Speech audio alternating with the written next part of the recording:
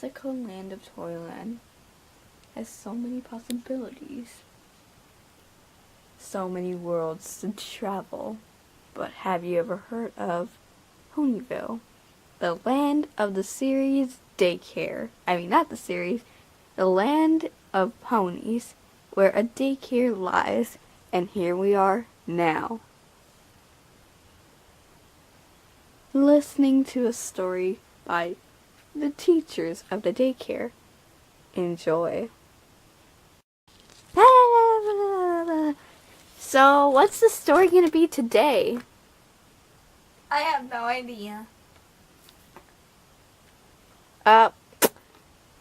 Where are the teachers? Who knows? So, anyways, yeah, what fairy tale are we gonna listen to and sleep to? Because those fairy tales are very boring. Yeah, I didn't like that Snow White one. I did. Right? Dazzle? Of course. I always love things. Do you agree with me, Princess Skystar, or them? I don't know. It was so-so. Hi, guys. Hi. Boo, they're here. Welcome to Story Fairy Tale Time. We're just having a conversation to our supervisor, Harry. Yep. Harry, please bring out the big book of fairy tales. Ow! Then watch out for the fillies.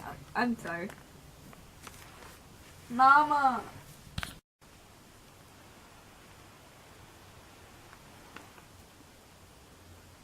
Okay, you can leave now, Harry.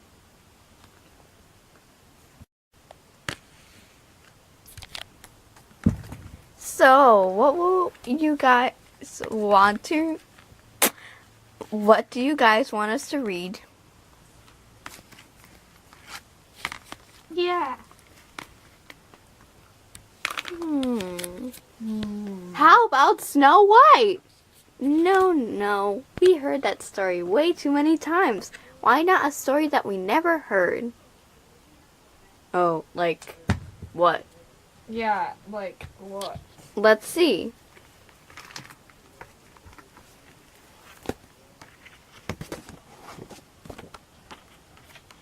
Have you guys heard of the story called Puss in Boots? Sort of. Kind of. Goo Goo Gaga! I've seen the Disney movie. There's a Disney movie? It's called Shrek. Dope. What's Shrek? I heard my mom said it was too inappropriate for us. What? Yeah, she said they say very weird things on that show. It's not a show, it's a movie. Oh. Okay. So, I guess we're gonna read Puss in Boots, which is the next story after the story that we read before, Snow White. So let's go down to where the page is.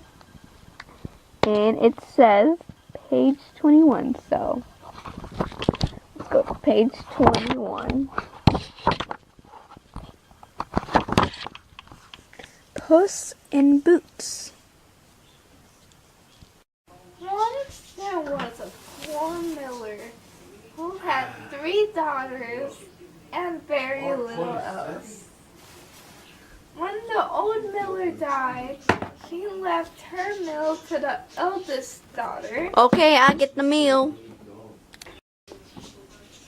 He left her trustworthy donkey to the middle daughter. Hey-haw. The youngest daughter got the cat. Oh man. Come on, let's go, donkey.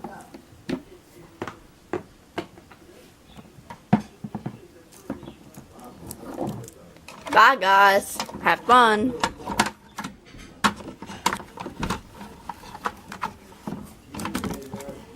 Oh.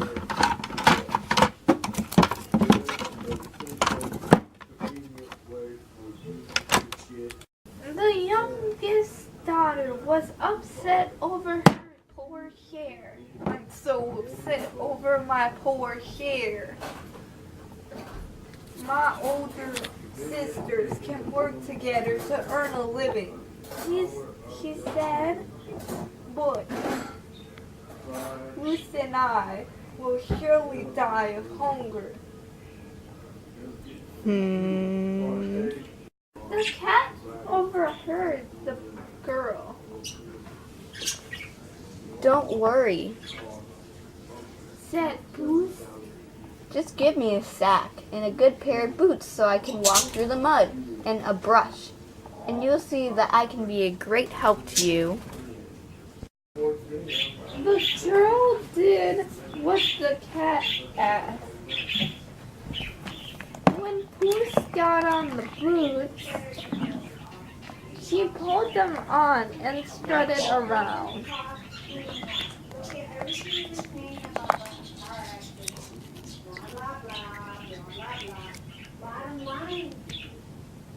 Woohoo! Yippee! Boots! Ouch. Then Puss put her new sack over her shoulder and walked to the edge of the woods where many rabbits live.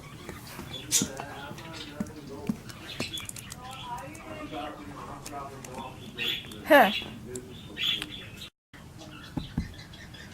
Puss picked tender grass and fresh thistles and put them in the sack.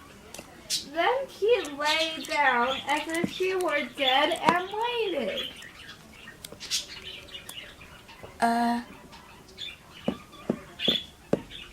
Ma'am?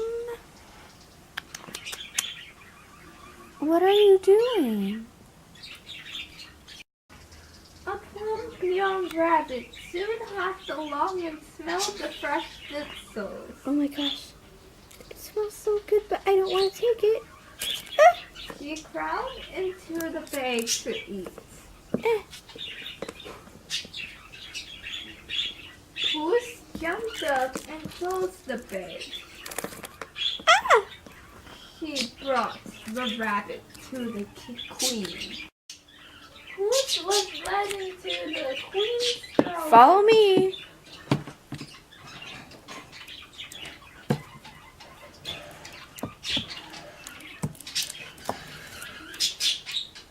She bowed and said, Sire, I bring you this gift from my kind master, the Duchess of Carabas. The queen did not know that Puss had just made up this name for the girl. Tell your master, said the queen, that I thank her and accept her gift with pleasure. With that, Puss went on his way.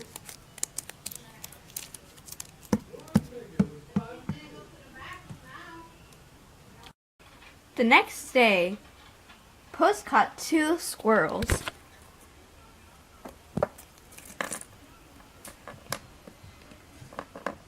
Ha! Got you!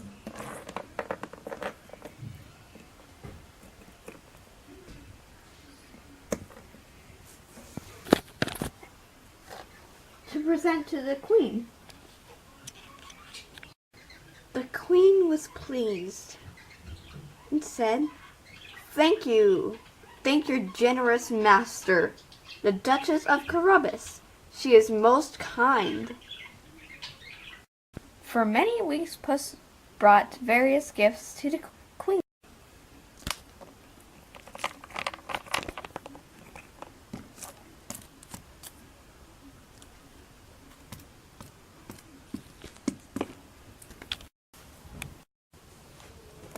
Hey, what's wrong with the girl?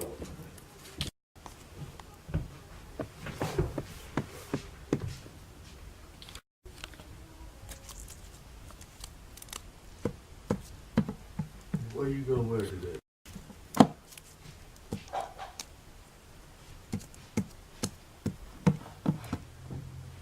The queen began to wonder about this mysterious Duchess of Carabas. One day, Puss found out that the queen was taking her son for a drive along the river.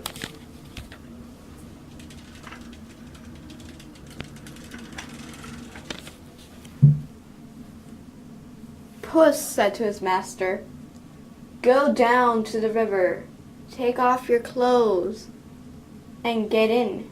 Leave the rest to me." The girl did as she was told.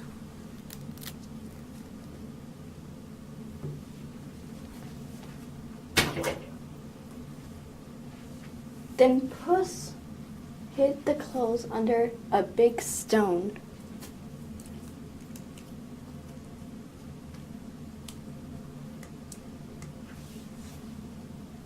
When the queen's coach came along, Puss ran into the road and cried out,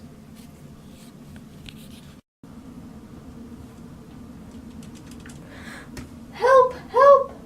My master, the Duchess of Carabas, is drowning!" The queen ordered her guards to rescue the Duchess. The guards rescued the Duchess.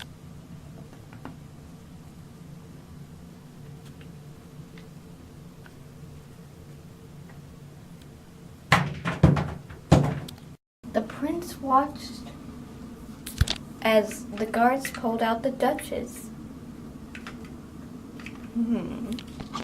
Very interesting. Puss had told the king horrible robbers had stolen all my master's clothes and had thrown him in the river to drown. Oh dear, how rude. How could someone do that? All the prince did was watch the guards pull out the Duchess. The queen wanted to help. She ordered one of her guards to ride back to the palace and bring the duke a dry set of clothes. Ride back to the palace and bring a dry set of clothes for the Duchess. Yes, ma'am. Dressed in a fine suit of clothes, the boy did indeed look like a duchess. The prince thought she looked beautiful when the Duke of Carabas looked at her. The Duchess of Carabas looked at her. The prince smiled back. The queen asked the Duke to ride with them. "Come ride with us." "All right."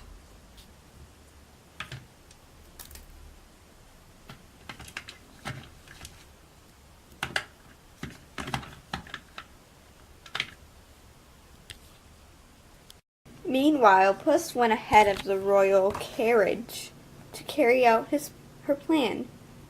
She spoke to farm hands cutting hay in a field. When the Duchess of Carabas, when the queen comes along, you must tell her that this field belongs to the Duchess of Carabas. If you don't, the ogre who lives in the castle on the hill will chop you into tiny pieces. We will. Thank you. Sure enough, when the queen drove up, she asked the farmland to own the land. "Who owns this here land?" "The Duchess of Carabas," they answered. A little further down the road, when the queen asked more farmhands to own the land they were working, they all answered the same thing: "The Duke of Carabas." And so it went on. "Who owns this here land?" "The Duchess of Carabas."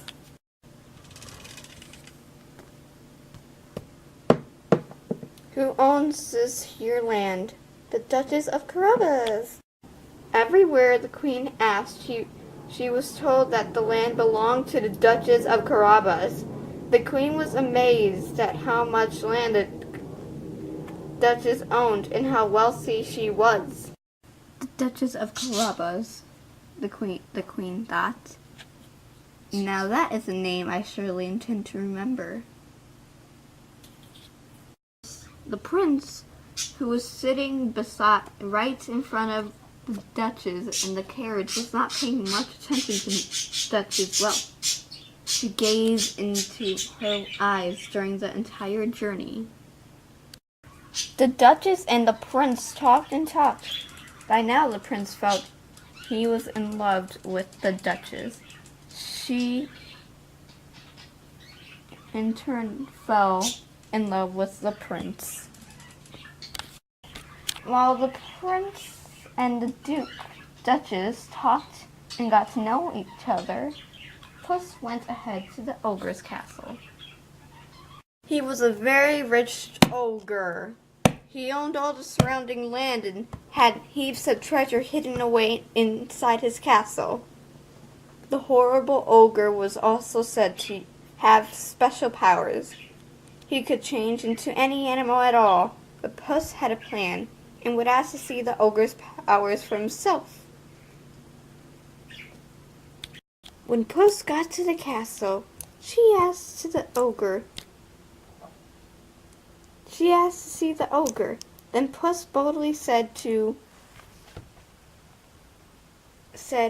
I have heard of your powers to change yourself into any animal at all, even an elephant or even a lion or an elephant. It is true, roared the ogre as he changed into a fearsome lion. Puss leaped up onto a cupboard. He jumped down when the ogre turned himself back into an ogre.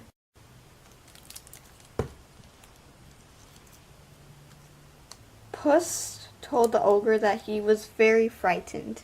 Then she said, I'm sorry. I heard that you can also change yourself into a very tiny animal, even a mouse.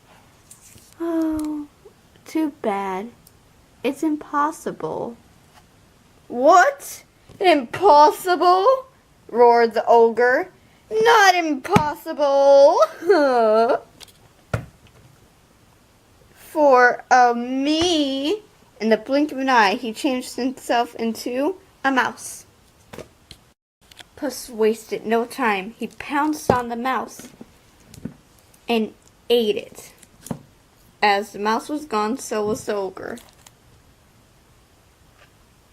Meanwhile, the queen's coach had arrived at the castle, and Puss ran out to welcome the queen and the prince. Puss bowed and said, Welcome to the castle of the Duchess of Carabas. Don't tell me this fine castle is yours, dear Duchess, exclaimed the queen. The Duchess merely smiled and led the queen and the prince into the great hall.